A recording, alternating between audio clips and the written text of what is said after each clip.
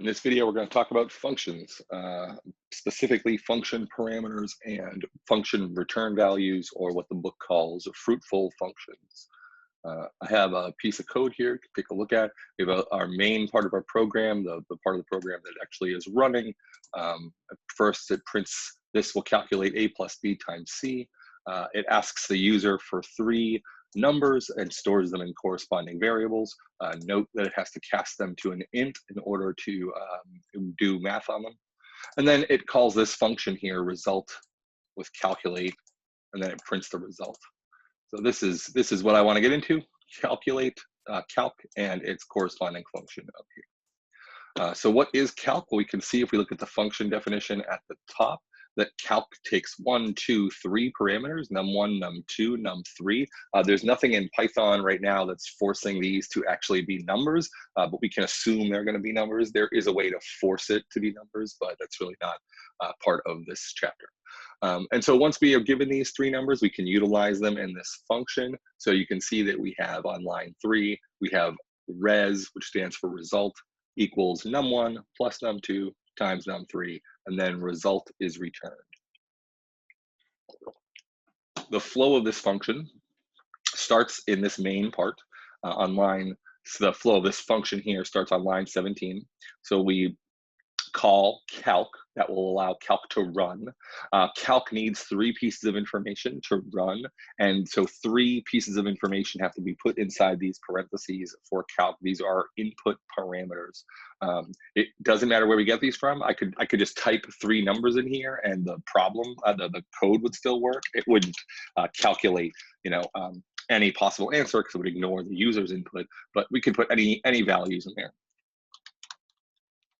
In this case, we want these 3 variables, A, B, and C, to be passed to calc.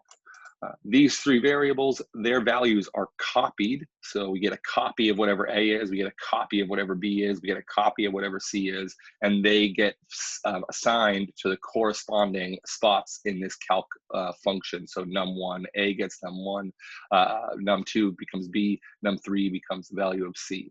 And these are copies of the value. They are not the same value. They're the same value. They're not the same piece of memory. So we get a copy of the value, and then we can operate on that without worrying about changing A, B, or C. And then we can return result.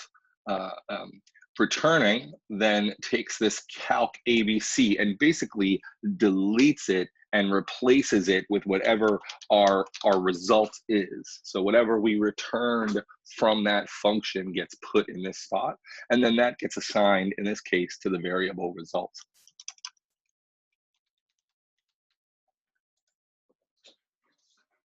Call the function with input. That input is sent to the function in the input parameters here. We can then utilize those parameters. Those parameters are only available within the function, so I can't use num1 down here.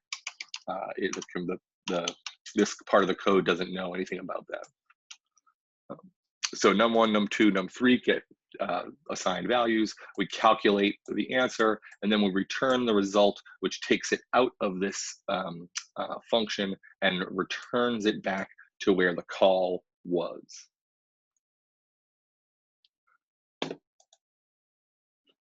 We can see this run.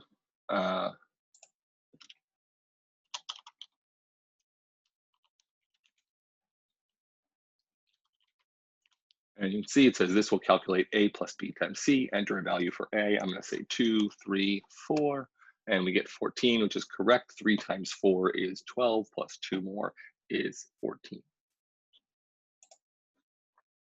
I think to really help us, it's helpful to understand a little bit more what's going on in the back. So I'm going to do some drawing and see if we can elicit a little bit more out of this.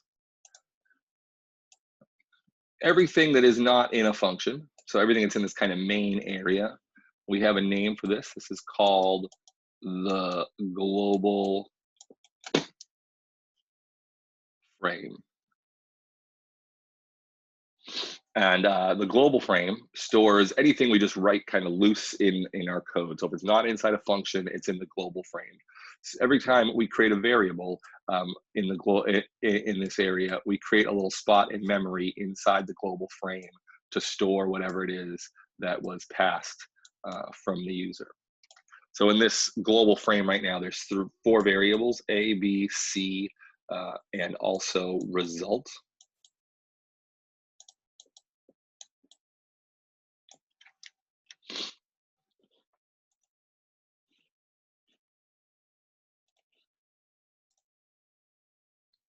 So we also have a reference to the function itself, but that's kind of not that important right now.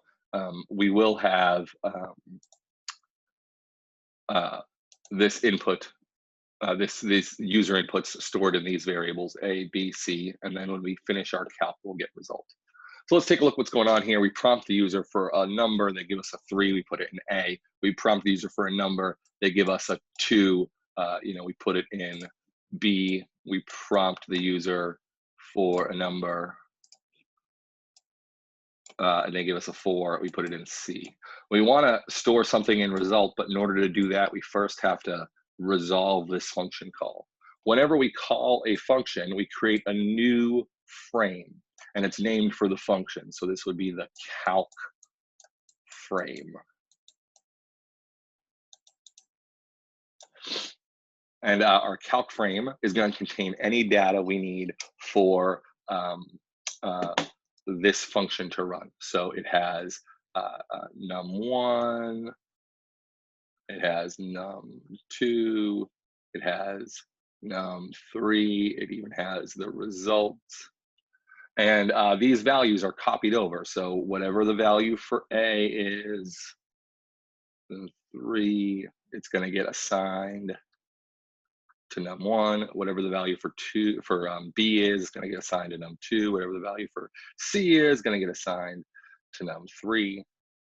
Then we do some math. We stick the answer to 11 into result. Now, when we return, this whole block of memory is going to get destroyed because the function no longer needs it. Before that happens, we'd like to take that 11 and we'd like to save it from being destroyed. We'd like to toss it back to the rest of the program before our memory here goes away. So I think of it kind of as a sinking ship, and you want to get something off before it sinks. So we want to throw that result back to the caller. We want to get that result back to our function call here. So this value is going to be returned to where it was called. So this whole calc ABC really just becomes the number 11 in this case. And then 11 is assigned to result. And then we print result. When that return happens, this whole stack frame here is gone, this calc frame.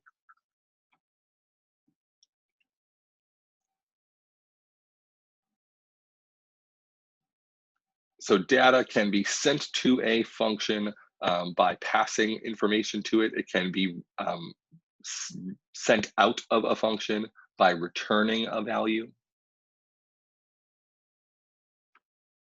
The main code goes in a global frame. Every function gets its own new function frame, its own stack frame.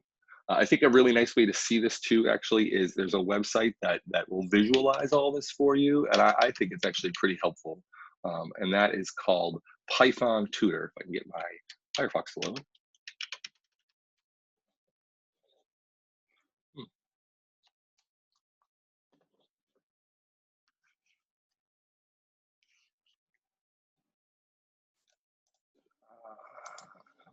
I am not in mouse. That's why. All right, here we go.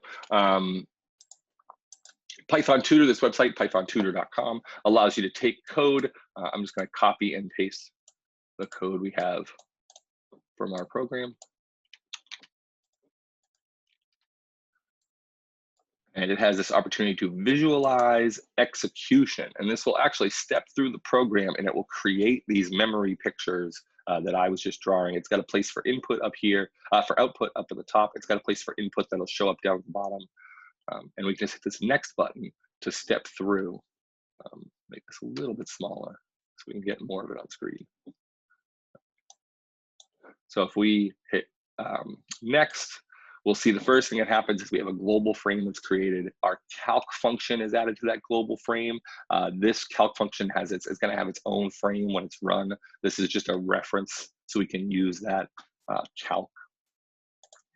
So next we print, and you can see we printed up here.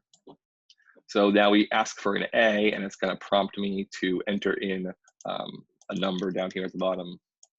Submit. And I'll do that a few more times. And you can see our A is added to the global frame. And there's our B being added to the global frame. And there's our C being added to the global frame. We want to add result, but we can't until we calculate it. So we create a new frame for the calc function, and it has num1, num2, and num3. It got its copies of its data from the call. So 3, 4, and 5 all got passed to this function. It's going to calculate a result. There's our result. And it's going to return that value back to the global frame. And there's our return value 23. And in just the next click, as soon as we get to that return, this stack frame, the calc frame, is going to go away. And you can see result is now part of the global frame. This is an important aspect of functions, the input parameters and return results. Later, we're going to get into it a little deeper with different kinds of things that we can pass into the function. But for now, parameters are passed by copy. So you take a copy of whatever's put in the parentheses and you bring them into your function. When you're done, you can return a value from your function. You do not have to return a value from your function. You can just return with no value. Depends on what you're trying to do. So I hope that's helpful. Let me know if you need more.